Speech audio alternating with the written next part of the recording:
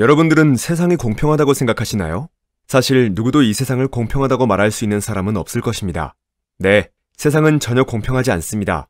그러나 아이러니하게도 이 사실을 받아들이면 성공한 부자가 될 수 있습니다. 세상이 공평하지 않다는 사실을 받아들이고 인정하면 그만큼 자신의 부족한 점을 알게 되고 어떻게 하면 채울 수 있을까, 고칠 수 있을까 고민하게 됩니다. 누구도 자신의 삶을 대신 살아줄 수는 없으니까요. 남들보다 가난하게 태어난 것이나 외모가 부족하거나 재능이 없어도 이 문제로 부모를 탓하거나 남을 탓하는 일을 멈추게 됩니다. 우리 인간 세상은 왜 공평하지 않은 걸까요? 노자의 도덕경에는 천지불인이라는 말이 있습니다. 하늘은 인자하지 않다는 뜻입니다. 인자하지 않기에 인간사에 수많은 슬픔과 억울함이 생겨도 관심을 두지 않습니다. 아프리카에서 수백만 명의 어린이가 죽고 인도에서 수천 명이 바다에 쓸려 사라져도 하늘은 아무것도 하지 않습니다. 평생을 격한 노동으로 살다 쓸쓸히 떠나도 하늘은 위로 한마디 없고 억울한 누명으로 세상을 떠난 사람을 구해주지도 않습니다. 나라를 팔아 평생을 호의호식해도 온갖 비리로 부를 쌓은 사람한테도 하늘은 번개를 내리지 않습니다. 세상은 왜, 그리고 신은 왜 이런 일들을 그냥 두고 보는 걸까요?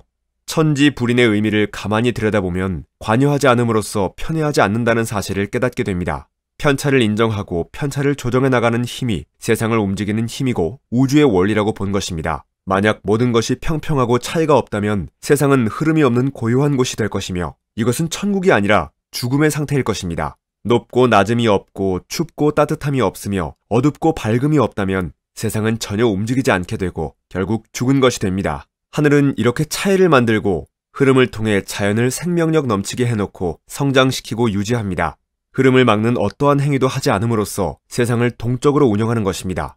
세상이 공평하다고 믿는 사람들은 어떤 불합리한 대우를 받거나 자신이 하지 않은 일로 고통을 받으면 이 세상을 비관하고 타락하게 됩니다. 그런 불완전한 모순을 해결할 방법으로 인간들은 천국과 지옥이라는 개념을 만들었는지도 모릅니다. 그런 거라도 없으면 세상살이에는 너무도 억울한 일이 많기 때문입니다. 하지만 세상이 불공평하다는 것을 인정하는 순간 여러 모순은 자신이 스스로 해결할 문제임을 깨닫게 됩니다. 태어날 때부터 출발선이 다르고 외모가 다르고 처지가 다르네. 이걸 다른 사람과 비교해 비관한다면 한치 앞으로 나갈 수 없다는 걸 깨닫게 됩니다. 불평등을 인정하고 현실적인 사람이 되면 누구든 자신이 인생의 주인이 될 수 있습니다. 지금 주어진 환경과 여건은 내가 원해서 만들어진 것이 아니지만 앞으로의 환경이나 여건은 내 손으로 직접 만들어갈 수 있습니다. 세상을 원망하거나 남들을 탓하지 않고 스스로 능동적 주체가 되는 것입니다. 축복이라고 생각되는 환경에서 자란 사람이 오히려 사소한 역경이나 시련 앞에서 무너질 때가 많습니다. 인생이라는 험한 세상에서 단 한 번의 예방주사조차 맞지 않아서 인생의 고난에 저항력을 가지지 못했기 때문입니다. 달리 보면 흔히 우리가 말하는 축복받은 환경이나 재능은 오히려 인생을 살아가는데 단점일 수 있다는 뜻입니다. 공평하지 않은 이 세상은 마음먹기에 따라 높이 솟아오를 기회를 줍니다. 자신에게 끈기와 열정이 있고 그 끈기와 열정을 오래 품을 수 있는 자신감이 있다면 공평하지 않음이야말로 거대한 곡식 창고인 셈이고 멋진 사냥터일 수 있습니다. 대학 중퇴 후 빈손으로 미국에 건너가 지금은 전 세계 11개국에 3,800여 개의 매장을 가진 거대 외식 기업의 최고 경영자 자리까지 오른 김승호 회장 역시 자신의 청년 시절 억울하고 분했던 일이 한두 번이 아니었다고 합니다. 하루에 20시간씩 일해도 가난은 해결되지 않았고 매번 부족한 은행 잔액 때문에 극심한 스트레스로 원형 탈모가 생기는 일이 일상이었으며 계속되는 사업 실패는 좌절을 넘어 세상에 대한 저주와 분노로 이어지기도 했다고 합니다. 만약 그가 그나마 공평한 세상에 안주하고 싶었다면 사업보다는 직장을 구해 작은 급여에 어쩔 수 없이 만족하며 이 회사 저 회사로 옮겨다니는 삶을 평생 살았을지도 모릅니다. 그러나 불공평한 세상에 도전하기로 마음먹은 그는 현재 불공평의 혜택을 가장 많이 받는 사람 중 하나가 됐고 한 해 수입이 일반 직장인 수십 명이 평생 버는 돈보다 많은 부자가 되었습니다. 그는 말합니다. 가지에 매달린 상태에서 나무가 되는 호두를 본 적이 없습니다. 호두는 땅에 떨어져서 흙과 뒹굴어야 나무가 될 기회를 얻습니다. 실패와 좌절은 땅에 떨어지고 흙과 뒹구는 일입니다. 거기서부터 모든 일이 시작됩니다. 그는 그렇게 불공평한 세상이 준 마음먹기에 따라 높이 솟아오를 기회를 잡은 것입니다. 도전하지 않는 사람에게는 성공도 없다는 말을 실천한 것입니다.